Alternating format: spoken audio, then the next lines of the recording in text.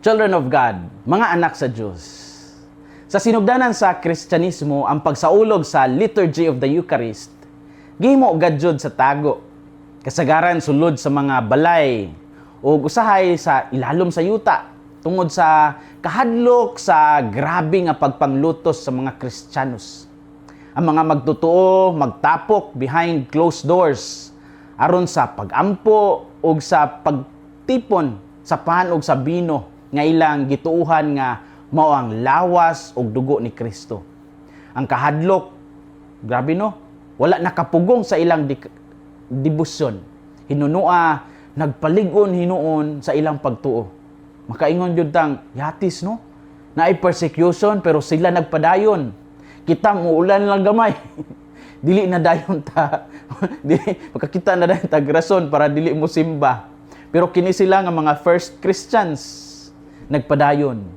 Usa sa una nga klaro nga pagpasabot sa Eucharistia, makita sa sulat ni Justin Martyr ngadto sa emperor nga si Antoninus Pius, diin iyang giingon nga this food is called among us Eucharistia, the Eucharist, of which no one is allowed to partake but the man who believes that the things we teach are true.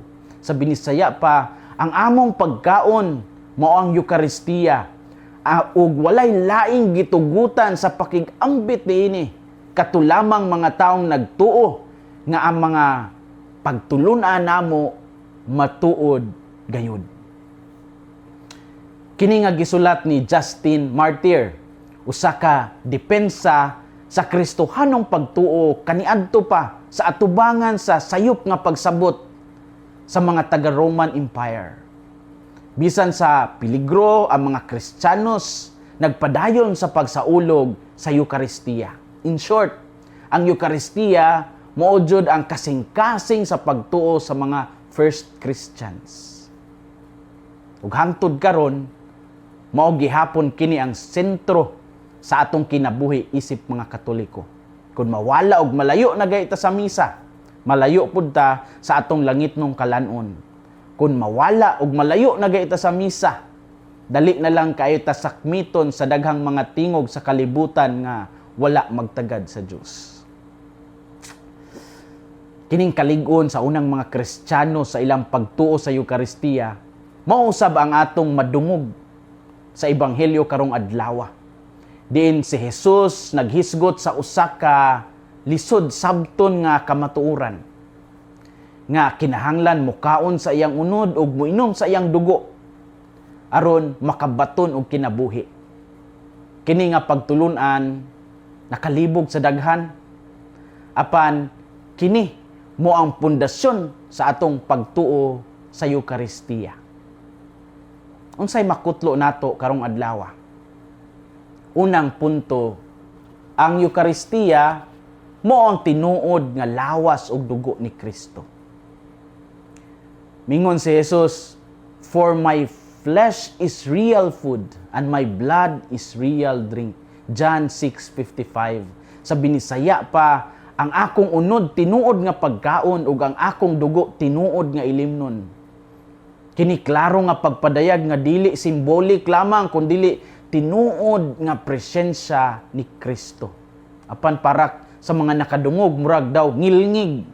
Daghang tao sa panahon ni Jesus ang wala nakadawat niini nga pagtulunan kay lisod ni sabton. Apan si Jesus wala mag-usab sa iyang pulong aron sayon sabton. Gipadayon niya ang kamatuoran bisan pa man sa pagbiya sa uban. Kini nagpakita nga ang Eucharistia usa ka dakong misteryo nga gituuhan o gidawat pinaagi sa pagtuo. Atong angkol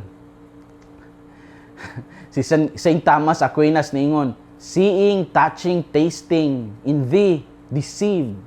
How says, trusty hearing, that shall be believed." Sa binisaya pa, ang pagtanaw, paghikap o pagtilaw mahimong malimbungan, apan ang madungog pinaagi sa pagtuo mao ang angay tuuhan.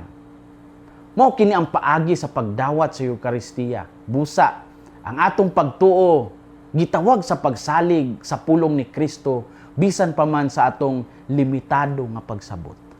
Ang Eucharistia mo ang tinuod nga lawas ug dugo ni Kristo. Ikaduhang punto, ang mudawat sa Eucharistia makabaton og kinabuhing walay katapusan.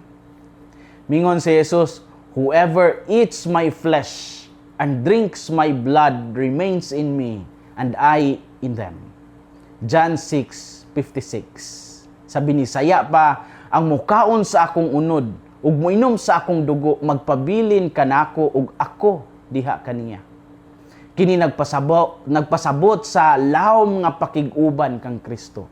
Ang Eucharistia dili lang gayud ritual kundi usa ka personal nga pakig-uban sa Ginoo. Sa matag pagdawat nato niini kita nagkahiusa kang Kristo, nakighiusa kang Kristo ug sa iyang simbahan. Mao kini ang naghatag og kusog sa atong espiritual nga kinabuhi. Ang kinabuhi sa simbahan naggikan sa Eucharistia. Ang tanan nga atong gibuhat isip simbahan naggikan sa Eucharistia ug atong gihalad balik ngadto pod sa Eucharistia. Mao nga kun mawala og malayo na gayta sa misa, malayo pud ta sa atong langitnong kalanon.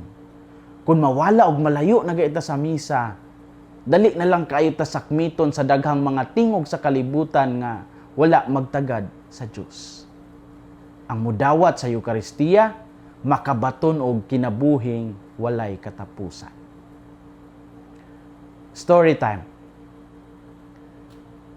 Sa panahon sa pagka-Santo Papa ni Saint John Paul II, dako kayo ang iyang contribution sa pagpalambo sa devotion sa Eucharistia, ilabi na sa pagdasig sa pagtukod og mga Eucharistic Adoration Chapels sa tibuok kalibutan. Iyang gipasiugda nga ang pagtan-aw o pag-ampo sa atubangan sa Blessed Sacrament usa ka paagi sa pagpalig-on sa atong relasyon kang Kristo.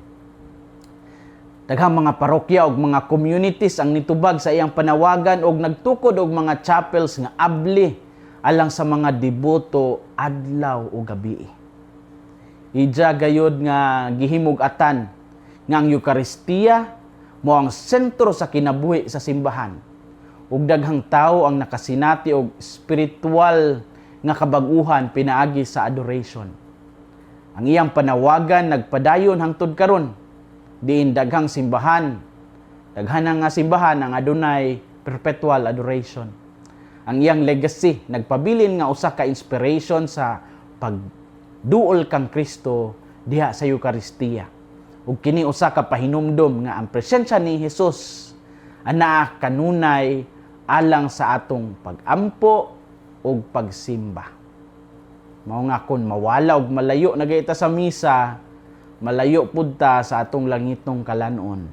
Kung mawala og malayo na gayta sa misa, dali na lang kayo ta sakmiton sa daghang mga tingog sa kalibutan nga wala magtagad sa Dios.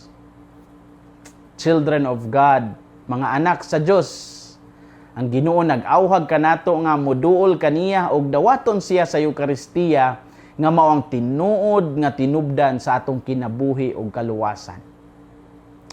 Dili nato tugutan nga ang kakulang sa pagsabot makapaluya sa atong pagtuo kundi maglig-on hinuon niini pinaagi sa pag-ampo ug sa pagtuon. Hinumdumi nga sa matag misa, si Kristo ana uban kanato og naghatag og kusog sa atong panaw. Ug hinaot nga kita magpadayon sa pagpuyo sa gugma ug pag-alagad isip mga saksi sa iyang presensya sa kalibutan. Hinaot nga ang kasing-kasing ni Kristo maghari sa atong mga kasing-kasing. Kini si Father Felmar Castrodes, Fiel SVD, ang inyong magsisibya sa maayong balita gikan dinhi sa Radio Veritas Asia. Hinumdumi ang kinabuhing Kristiyano, kinabuhi sa pagserbisyo.